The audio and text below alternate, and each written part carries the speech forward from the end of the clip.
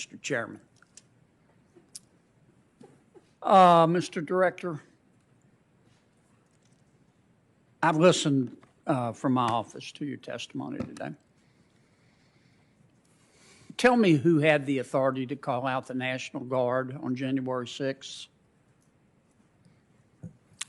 My understanding is that the decisions to call out the National Guard, in one sense, are the responsibility of the Secretary of Defense, but in another sense, have to be. Mr. Director, I'm sorry to interrupt you, but I think we can agree that the FBI had credible information that there was likely to be violence on January 6th.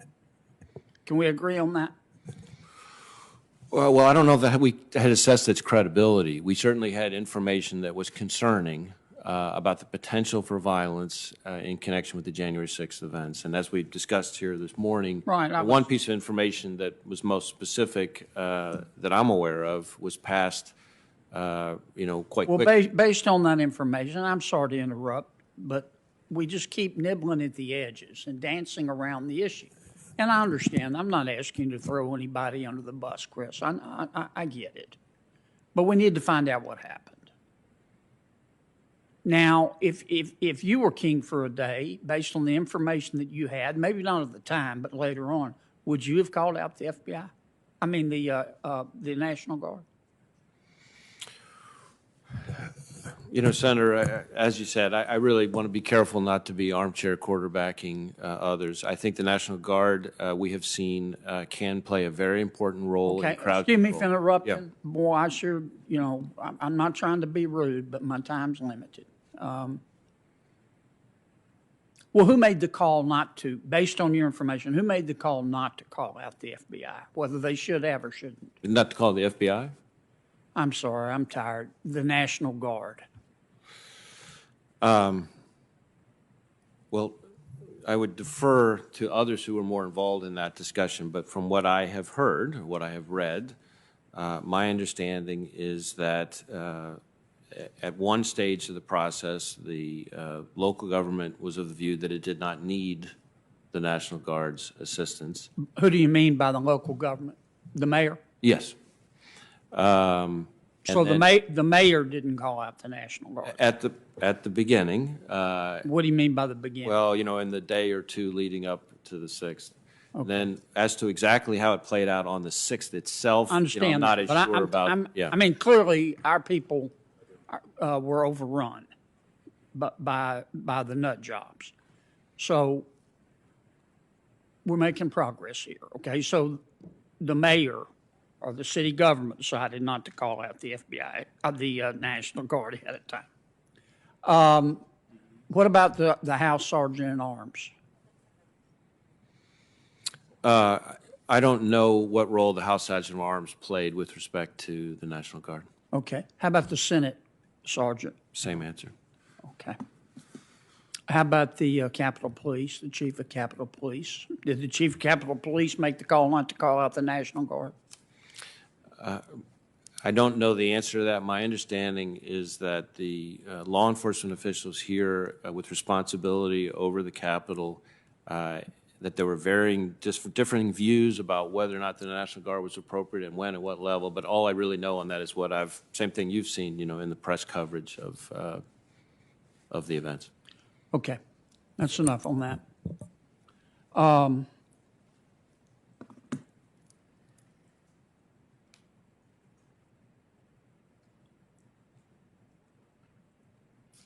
I listened to your comments about diversity, and I thank you for your good work there. I think any fair-minded person has to conclude that diversity is a strength, not a weakness. But this subject comes up a lot, and I think it's going to come up a lot again, and that's not a criticism. That's just an observation. Thank you. Do you believe that the FBI is a systemically racist institution? No. Now, having said that, I do believe the FBI needs to be more diverse and more inclusive than it is, and that we need to work a lot harder at that, and we're trying to work a lot harder on that. Do you believe that the FBI is a systemic systemically sexist or misogynistic institution? Again, that's not the way I would describe the FBI that I know and see every day. But again, it's a place where we need to be more diverse and inclusive, and we need to work harder at that. And we are working hard at that, and we've got progress that we still need to make to at least to be satisfactory by my standards. Okay. Fair enough. Mr. Director, have you ever been to Hong Kong? No. Wonderful place, wonderful people. The Chinese Communist Party is destroying it. If Congress passed a bill and said to the good people of Hong Kong who yearn for freedom, come to America. We're going to follow our friends in Britain. Say, come here. You want to get out from under the thumb of the Communist Party, come to America. We welcome you. Do you think the FBI and law enforcement has the ability to screen for spies? One of the criticisms of the proposition I just stated is, well, we would be letting in spies. Do you think, based on your knowledge of security, that we could catch most of the spies? Well, I yield to no one in my faith and confidence in the great work of the men and women of the FBI, but I will tell you that the Chinese counterintelligence threat is the greatest threat, certainly the greatest counterintelligence threat that we face as a country. Right. And the sheer number of what we would refer to as non-traditional collectors working on behalf of the Chinese Communist Party is something that is a massive resource challenge for the FBI. That was probably an unfair question. I'm not asking you to guarantee anything. In the few seconds I have left, and begging the indulgence of our esteemed chairman, who's doing a much better job than Durbin, by the way. Oh, he's back. The